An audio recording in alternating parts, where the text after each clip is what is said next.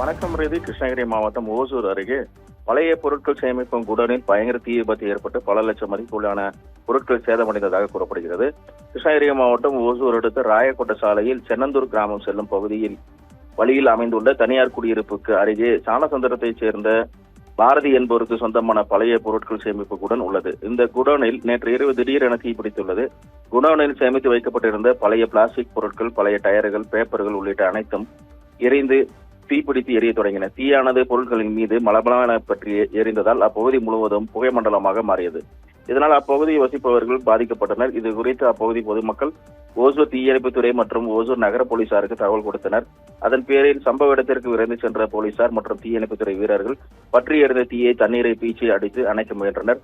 ஆனாலும் தீயானது புகை சூழ்ந்து பற்றி எரிந்து நீண்ட நேர போராட்டத்திற்கு பின்பு தீயணைப்புத்துறையினர் தீயை அணைத்து கட்டுக்கு கொண்டு வந்தனர். இந்த தீ விபத்து எப்படி நடந்தது, எவ்வளவு மதிப்பிலான பொருட்கள் தீயில் எரிந்து சேதமானது என்பதை குறித்து போலீசார் தற்போது விசாரணை நடத்தி வருகின்றனர்.